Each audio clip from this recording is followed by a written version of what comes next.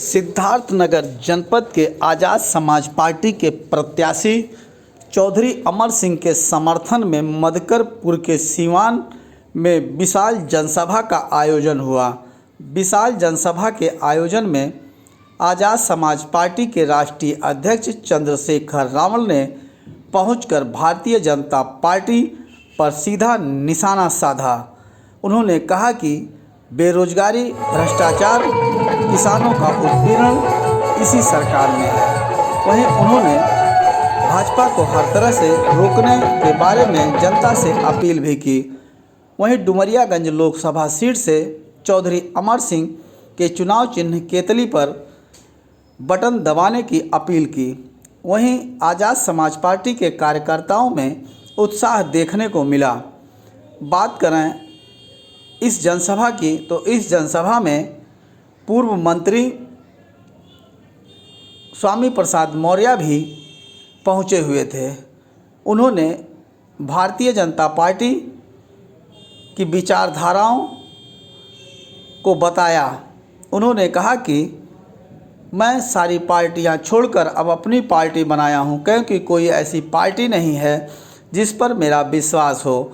उन्होंने कहा कि अब की बार बीजेपी को हराना है और इसी संकल्प के साथ उन्होंने मौर्य समाज के लोगों को केतली के बटन पर 25 मई को ज़्यादा से ज़्यादा मतदान करने की अपील भी की।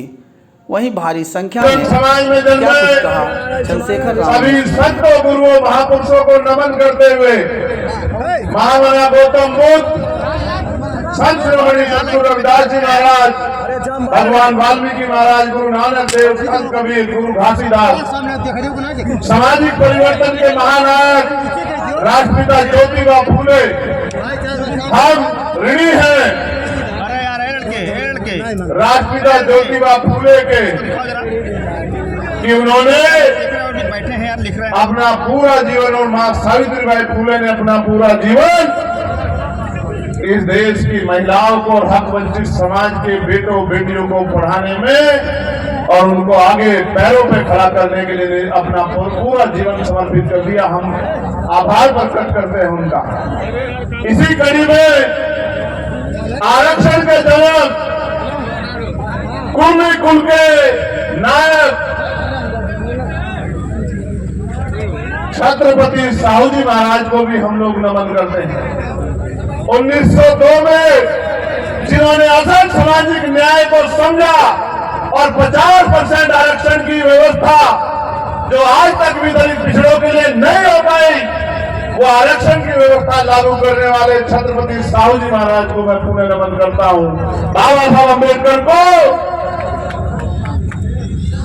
मूक नायक पत्रिका जब उन्होंने निकाली, उनकी प्रिंटिंग प्रेस के लिए एक योगदान देके पैरों पे खड़ा करने के लिए तैयार करने वाले और राजा राजशाही के उस समय में समाज को मार्गदर्शन देते हुए बताने वाले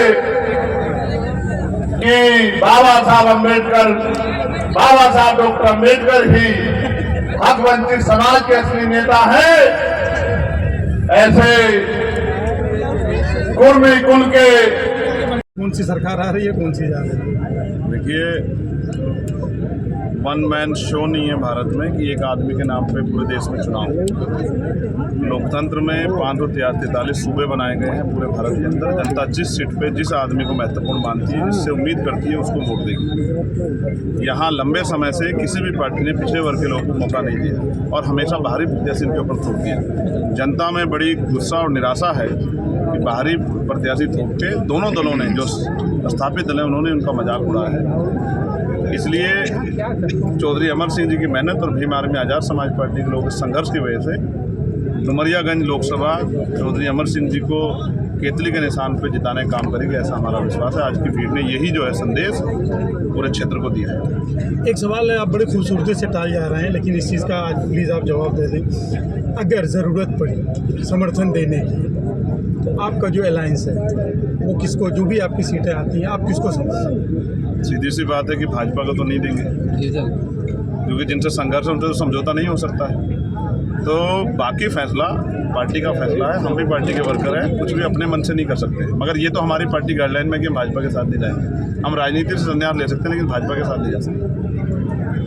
एक तरफ ज़ाहिर संविधान बचाने की बात हो रही है, लेकिन इस बीच में लगातार जो भाजपा के जो भी शीर्ष नेतृत्व है इनका बयान आ रहा है कि नहीं, इस तरह की कोई बात नहीं, हम संविधान के बारे में तो हमने कभी सोचा ही नहीं कि उसको बदलेंगे, जबकि आप लोगों का या इंडिया अलायंस का मेन मुद्दा ही चल रहा है कि संविधान बदले। जो सोच के देखेगा उसको सपने में भी ये नीले पटके वाले लोग दिखाई देंगे। तो जिन्होंने सोच के देखा उनको अपने बयान बदलने पड़ रहे हैं। दोबारा किसी का मन हो वो भी सोच के देख ले। आरक्षण, संविधान, लोकतंत्र और जन भावना के खिलाफ कोई भी पार्टी नेतृत्व सोचेगा तो जनता उसको उखाड़ के फेंक देगी। 2022 के विधानसभा में सपा से आपकी नज़दीकियाँ काफ़ी बड़ी थी, 24 के लोकसभा चुनाव में दूरी हो गई, इसके पीछे की क्या वजह? मेरी नज़दीकियाँ तो हर व्यक्ति से है। लोकतंत्र में मिलना जुलना ये एक प्रक्रिया है, ये आदमी के व्यवहार पे भी डिपेंड करता है। तो मैं सभी से मिलता बातचीत करता हूँ, लेकिन चुनाव लड़ना, साथ मिलकर लड़ना, ये पार्टी के फैसले होते हैं। उनको मेरी ज़रूरत नहीं थी, इसलिए उन्होंने मुझे नज़रअंदाज कर दिया। हमने अपनी लड़ाई स्वयं अपने कंधों पर उठा ली। अब हम अपने बलबूते लड़ रहे हैं और हमें ये भरोसा है कि जनता को तय करना है। जनता जिसको वोट देगी वही कामयाब। नगीना से आप चुनाव लड़े हैं, वहाँ क्या परिणाम आएंगे? मैं भविष्यवाणी नहीं करता, ना मैं कोई ज्योतिष हूँ। जनता का जनमत है और जनमत हमारे पक्ष में है, इसलिए मुझे भरोसा है कि हम कम से कम 1 लाख वोटों से नगीना लोकसभा जीतेंगे। यहाँ की सीट कितने मतों से जीतेंगे? ये चौधरी अमर सिंह या आप हमारे बड़े नेता जो हैं स्वामी प्रसाद मौर्य जी बैठे हैं, ये भविष्यवाणी अगर कर दे तो अलग बात है। मैं तो भविष्यवाणी नहीं करता, ना ही मैं।